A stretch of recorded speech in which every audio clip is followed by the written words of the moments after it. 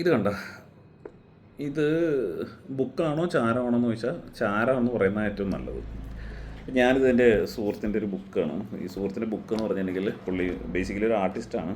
അപ്പോൾ ഞാനിങ്ങനെ ഈ ഡിജിറ്റൽ കണ്ടൻറ്റുകൾ കണ്ട് കണ്ട് മടുത്ത് ഇങ്ങനെ ഇരിക്കുന്നതായിരുന്നു. അതായത് നമ്മൾ ഈ ഇൻസ്റ്റാഗ്രാമും വാട്സപ്പും ഈ സാധനങ്ങളിലൊക്കെ കുറേ ട്രോളുകളും അല്ലെങ്കിൽ മൈത്രേയ സിദ്ധാന്തം മൈത്രേയൻ്റെ വീഡിയോസൊക്കെ കണ്ടിങ്ങനെ ഒരു കണ്ടൻറ്റായിട്ട് ഇങ്ങനെ ഞാൻ പൊല്യൂട്ടഡ് ആയിട്ടിരിക്കുന്ന സമയത്താണ് ഈ ബുക്ക് എൻ്റെ കൈ കിട്ടുന്നത്. അപ്പോൾ ഈ ബുക്ക് കിട്ടിക്കഴിഞ്ഞപ്പോൾ ആദ്യം തന്നെ ഞാൻ നോക്കിയത് ഇതിൻ്റെ ഇല്ലസ്ട്രേഷനാണ്. ഇല്ലസ്ട്രേഷൻ ഞാൻ കണ്ടു കഴിഞ്ഞപ്പോൾ ഞാൻ സത്യത്തിൽ എനിക്കറിയാം ഇത് ഗംഭീരമായിട്ട് ഇല്ലസ്ട്രേഷൻ വരച്ചിട്ടുണ്ട്, പുള്ളിക്ക് അതിനുള്ള സ്കില്ലുണ്ടെന്ന് എനിക്കറിയാം. പക്ഷേ നമ്മൾ കുറേ കാലങ്ങളായിട്ട് ഈ വരകളൊന്നും കാണാത്തതുകൊണ്ടും ഒരു പുതുമ തോന്നിയിട്ടില്ല, മൊത്തം ചാർക്കോൾ വെച്ച് വരച്ചേക്കുന്നത്.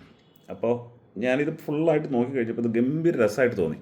അപ്പോൾ ഈ ഇല്ലസ്ട്രേഷൻ കണ്ടു കഴിഞ്ഞപ്പോൾ അതിൻ്റെ അടിയിലുള്ള ചെറിയ ടൈറ്റിലുകൾ വായിക്കാൻ തുടങ്ങി. വായിച്ച് കഴിഞ്ഞപ്പോൾ ഈ ബുക്കിൻ്റെ ആദ്യം തന്നെ ആമുഖം എന്നുള്ള സാധനം വായിച്ചു. അപ്പോൾ ഇത് കൊണ്ട് എത്തിച്ചേക്കണ ഒരു രീതി കണ്ടപ്പോൾ ഇത് ഫുള്ളായിട്ടും വായിക്കാൻ തോന്നി. ഞാൻ വായിച്ച് വന്നപ്പോൾ ഇത് ഫുള്ളായിട്ടും വായിച്ചു. ഫുള്ളായിട്ട് എന്ന് പറഞ്ഞാൽ ഒറ്റയടിക്ക് വായിച്ച് കഴിഞ്ഞപ്പോഴാണ് ഇതിനകത്ത് മനസ്സിലായത് ഇത് സത്യത്തിൽ ഇത് ആണുങ്ങൾക്ക് വായിക്കേണ്ട ബുക്കാണോ, ഇത് ഏത് പെണ്ണുങ്ങൾക്ക് വായിക്കേണ്ട ബുക്കാണോ, അതോ ഇത് ഏത് പ്രായത്തിലുള്ള ആളുകൾക്ക് വായിക്കേണ്ട ബുക്കാണോ എന്നൊക്കെ ഒരു കൺഫ്യൂഷൻ വന്നു. ശരിക്കും പറഞ്ഞിട്ടുണ്ടെങ്കിൽ ഒരു 50 വയസ്സിന് ആ സമയത്തുള്ള ആളുകളെല്ലാം വായിച്ചിരിക്കേണ്ട ഒരു ബുക്കാണത്. അതായത് നമുക്ക് കുറേ ഈ മിസ്കൺസെപ്ഷൻസ് ഉണ്ട്. അതായത് എന്താണ് പ്രണയം, അല്ലെങ്കിൽ കുട്ടിക്കാലം, പിന്നെ എങ്ങനെ ഒരു ബുക്ക് എഴുതാമോ, ഇതൊക്കെ ആളുകളെ പറ്റിയിട്ട് ആളുകൾക്ക് ഒരു തെറ്റിദ്ധാരണയുണ്ട്. പക്ഷേ ഈ ബുക്ക് സത്യത്തിൽ വായിച്ചു കഴിഞ്ഞാൽ നമ്മുടെ ഈ സാധാരണഗതിയിൽ നമ്മളിപ്പോൾ ഈ വ്യാജന്മാരായിട്ടുള്ള കുറേ എഴുത്തുകാർ നമ്മുടെ ഇതിനകത്തുണ്ട്. അതായത് നല്ല എഴുത്തുകാർ ഇല്ലയെന്നല്ല ഞാൻ പറയുന്നത്.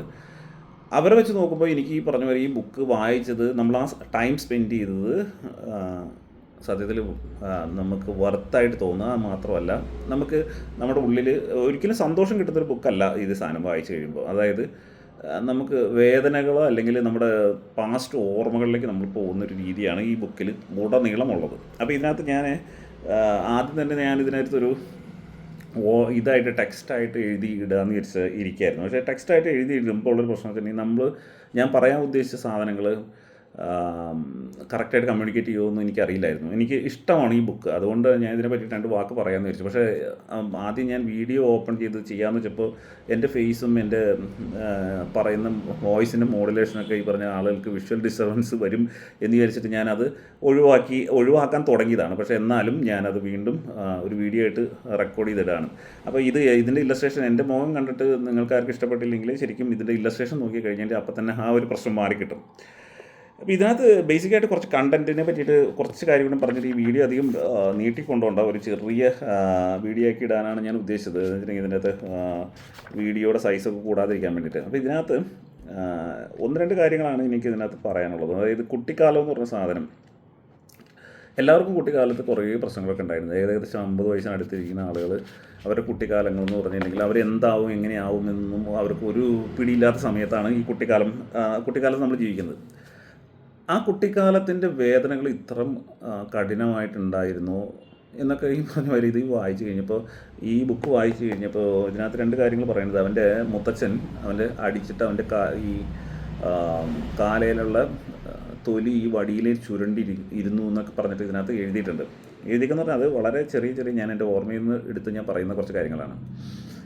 അപ്പോൾ അത് കണ്ടു കഴിഞ്ഞപ്പോഴത്തേക്കും ഈ പറഞ്ഞ മാതിരി എൻ്റെ കുട്ടിക്കാലവും എനിക്കിത് വായിക്കാൻ പറ്റുമെന്ന് തോന്നിയില്ല ആദ്യം. ഇതെന്നെ വെച്ചിട്ടുണ്ടെങ്കിൽ നമുക്ക് കുട്ടിക്കാലത്ത് ഉണ്ടാകുന്ന കുറേ ട്രോമാസും കുറേ കാര്യങ്ങളും ഉണ്ടാവും. അതായത് അന്ന് നമ്മൾ കാരണന്മാർക്ക് നമ്മളെ എല്ലാവരെയും കറക്റ്റ് രീതിയിൽ നമ്മുടെ മാനസിക നില വെച്ചിട്ട് അവർക്ക് നമ്മളെ ഗൈഡ് ചെയ്യാനോ അങ്ങനെയൊന്നും അവർക്ക് സമയം കിട്ടിയിട്ട് ഉള്ള ആളുകളല്ല ആരും തന്നെ, എനിക്ക് തോന്നുന്നത്. അവർ പല ജീവിതത്തിൻ്റെ പടവട്ടലുകൾ കൊണ്ട് അവരങ്ങനെ പോയിക്കൊണ്ടിരിക്കുന്ന ഒരു സമയമായിരുന്നു. അപ്പോൾ ഈ ബുക്കിൽ പ്രണയമുണ്ട്. അതായത് പ്രണയം എന്ന് പറഞ്ഞിട്ടുണ്ടെങ്കിൽ ഈ പറഞ്ഞ മാതിരി യമണ്ടൻ പ്രണയം എന്നൊക്കെ പറയില്ലേ, അതേ മുകളിൽ യമണ്ടൻ പ്രണയമാണ് ഇതിനകത്ത് ഉടനീളമുള്ളത്. പ്രണയവും അവൻ്റെ അമ്മയുടെ കാര്യങ്ങളും എഴുതിയിട്ടുണ്ട്. ഒരു എഴുത്തുകാരനും ഇതേ മുകളിൽ ഇത്രയും തുറന്ന് ഒരു അമ്മേനെ പറ്റിയിട്ട് എഴുതിയിട്ടുണ്ടെന്ന് എനിക്ക് തോന്നിയിട്ടില്ല.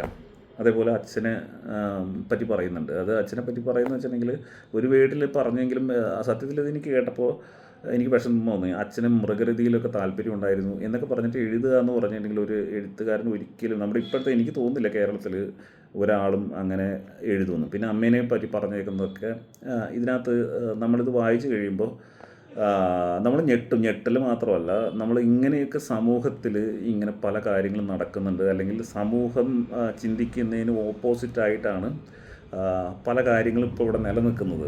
അപ്പോൾ ഈ ബുക്ക് വായിച്ച് കഴിയുമ്പോൾ ഓരോരുത്തർക്കും മനസ്സിലാവുന്നത് ഇങ്ങനെ തുറന്നു പറയാൻ, എല്ലാവർക്കും തുറന്നു പറയാനുള്ള ഇടം ഇവിടെ, അല്ലെങ്കിൽ ഒരു സ്പേസ് ഉണ്ടെന്ന് നമുക്ക് മനസ്സിലാവുന്നത്. അപ്പോൾ പുള്ളിയോട് ഞാൻ ഈ ബുക്കിനെ പറ്റിയിട്ടുള്ള കുറേ കാര്യങ്ങൾ, എൻ്റെ കൺസേൺസും കാര്യങ്ങളും ഞാൻ ഇവനോട് ഞാൻ ചോദിച്ചായിരുന്നു. അപ്പോൾ എനിക്കതിന് കറക്റ്റായിട്ട് ഉത്തരങ്ങൾ കിട്ടി. അപ്പോൾ അവനോട് പറഞ്ഞു എല്ലാ കാര്യങ്ങളും നമുക്ക് ഈ ബുക്കിൽ എഴുതാൻ പറ്റില്ല, പക്ഷേ എഴുതുന്നത് തന്നെ വളരെ ക്രിസ്പായിട്ടാണ് പുള്ളി എഴുതി വെച്ചേക്കുന്നത്. ഇത് ശരിക്കും പറഞ്ഞാൽ നമ്മൾ ഭയങ്കരമായ തീവ്രമായ ഈ പറഞ്ഞ മാതിരി ഈ ഖനമുണ്ടല്ലോ, നമ്മുടെ തലയിൽ ഒരു വീക്കം വരുന്ന രീതിയിലുള്ള ഒരു ബുക്കാണ്. അതായത് നമ്മളിത് വായിച്ച് കഴിഞ്ഞാൽ നമുക്ക് തലയ്ക്കൊരു വീക്കം വരും. അതായത് നമ്മൾ ഈ നീര് കെട്ടാന്ന് പറയില്ലേ, അതേപോലുള്ള ആ നീര് കെട്ടൽ ഉണ്ടാവും എന്ന് വിചാരിച്ചിട്ട് മാത്രമാണ് ഈ ബുക്ക് നമുക്ക് വായിക്കാൻ പറ്റത്തുള്ളൂ. അത്രയ്ക്ക് ട്രോമാസ്, അതായത് ഇവൻ്റെ ഒരു ഡിസോർഡറിനെ പറ്റിയിട്ട് ഇതിനകത്ത് പറയുന്നുണ്ട്. ഈ ഡിസോർഡർ കൊണ്ട് എനിക്ക് തോന്നുന്നില്ല കേരളത്തിൽ ഒരു പ്രണയം കൊണ്ട് 5 വിരലുകൾ നശിപ്പിച്ചത്, അതായത് 3 പേരുടെ 5 വിരലുകൾ നഷ്ടപ്പെട്ടിട്ടുണ്ട് ഈ ഒരു ബുക്ക് എഴുതിയതല്ല, ഇതിൻ്റെ ഒരു പ്രണയത്തിൻ്റെ ഈ ബുക്കിൻ്റെ ഉള്ള ഉള്ളടക്കത്തിലല്ല, ഈ കഥയിൽ പ്രണയത്തിൽ അങ്ങനെ 5 വിരൽ നഷ്ടപ്പെടുന്ന ഒരു കഥയും കൂടി ഇതിനകത്തിട്ടുണ്ട്. ഇതൊക്കെ എവിടെ എങ്ങനെയൊക്കെ സംഭവിക്കുന്നത് ഞാൻ ഇന്ന് വരെ അത് കേട്ടിട്ടില്ല.